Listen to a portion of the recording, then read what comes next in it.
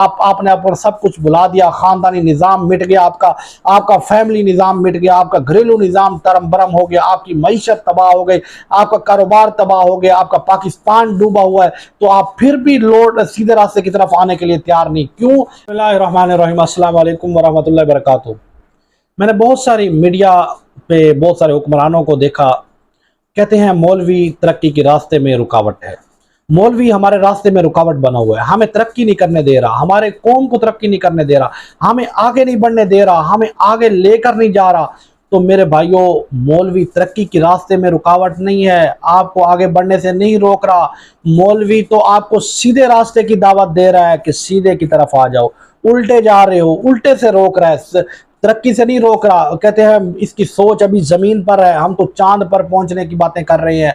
तो भाइयों, 75 साल में कौन से चांद उतार के लाए हो जमीन पर? इन हुक्मरानों से पूछो, इन मीडिया वालों से पूछो, जो इन्होंने सोशल मीडिया पर या दूसरे नेटवर्क पर, इलेक्ट्रॉनिक मीडिया पर लोगों की ज़हन साजी कर रखी है कि मौलवी करीब न जाना, ये तरक्की पसंद नहीं है, ये सादा है, ये ऐसे है, ये वैसे है, ऐसी बातें कर करके लोगों के ज़हन खराब किए हुए हैं। तो भाइयों, मौलवी आपको सीधे रास्ते की तरफ लेके जाना चाहता है, तरक्की की तरफ लेके जाना चाहता है, पर सीधे तरीके से, टेढ़े तरीके से नहीं, शॉर्टकट से नहीं, सीधे रास्ते से। और मुकम्मल रास्ता वो तरक्की की तरफ जा रहा है, मुकम्मल कामयाबी की तरफ वो रास्ता जा रहा है, और वो खुद उसी पर आज तक कायम है। जो कुछ उसे मोहम्मद की तरफ से मिला, दीन की तरफ से मिला, वो आज उसी पर वो कायम है। आप नहीं कायम, आपने आप सब कुछ भुला दिया, खानदानी निज़ाम मिट गया, आपका फैमिली निज़ाम मिट गया, आपका घरेलू निज़ाम तरम बरम हो गया, आपकी मईशत तबाह हो गई, आपका कारोबार तबाह हो गया, आपका पाकिस्तान डूबा हुआ है, तो आप फिर भी लौट सीधे रास्ते की तरफ आने के लिए तैयार नहीं क्यों?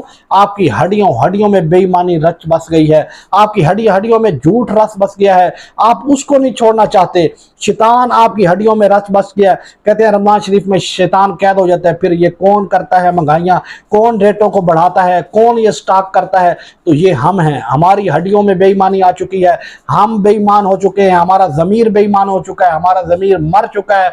आज कहते हैं IMF ने ये कर दिया, IMF ने वो कर दिया, गवर्नमेंट ने ये कर दिया, गवर्नमेंट वो कर दिया। अब चीनी कौन 90 से 190 पे लेके जा रहा है? कौन पेट्रोल माफिया बना हुआ है? कौन खाद माफिया? हमें बताए। कौन डॉलर माफिया बना हुआ है? हमें बताए। ये इंसान है, ये पाकिस्तानी है, ये कोई बाहर से नहीं आए, और ये कोई मौलवी नहीं है। मौलवी का कारोबार क्या है? कोई का मौलवी फैक्ट्री नहीं लगाता, मौलवी कारोबार नहीं करता, मौलवी कोई स्टाकिया नहीं है, कोई माफिया नहीं है, मौलवी कोई ब्यूरोक्रेट्स नहीं है, मौलवी कोई अफसरशाही नहीं है, मौलवी कुछ भी नहीं है। फिर आपको तरक्की के रास्ते में कैसे रुकावट बन गया? मौलवी से ये दूर रहेंगे तो हमारे पीछे लगे रहेंगे, हमारा शिकार रहेंगे।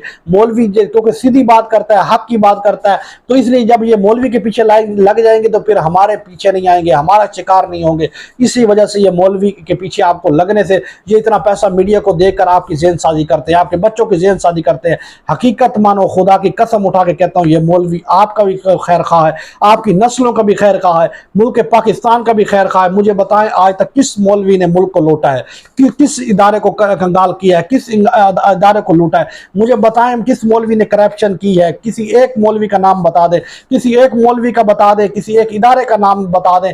और उन्होंने जो इदारे बनाए हैं वो कामयाब तरीके से चला रहे हैं, करप्शन से पाक, कर्जे से पाक, और पाक साफ तरीके से, और आपके बच्चों को पाल भी रहे हैं, पढ़ा भी रहे हैं, खिला भी रहे हैं, रहश भी दे रहे हैं, सब कुछ आपके बच्चों के, पाकिस्तानी बच्चों के। और फिर उनके बदले मांग भी कुछ नहीं रहे। हुकूमत देने के लिए तैयार है, वो लेने के लिए तैयार नहीं है।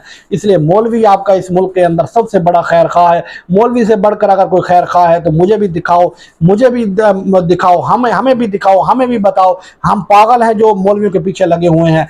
तो भाइयों, यही सीधा रास्ता है। अगर आपने 75 साल लगाए हैं इसके आगे जाने में, 75 और लगा ले, फिर भी आपको इसी तरफ आना पड़ेगा। यही असल रास्ता है। आप मुसलमान हो, मुसलमान का काम ही नहीं है गैरों के पीछे लगे। ये तो अंग्रेज के पिट्ठू हैं, ये तो अमेरिका के पिट्ठू हैं, ये तो अमेरिका के चौकीदार हैं। इनके होते हुए हमें अमेरिका से डरने की जरूरत नहीं है, इसराइल से डरने की जरूरत नहीं है। ये खुद उनके एजेंट बनकर एजेंट हैं, ये हमारे अंदर घुसे हुए हैं। इनसे अपनी जान छुड़ा लो, इंशाल्लाह आपकी दुनिया भी बदल जाएगी, मुल्क भी बदल जाएगा, आपका मुस्तकबिल भी बदल जाएगा, दुनिया आखिरत बेहतर हो जाएगी।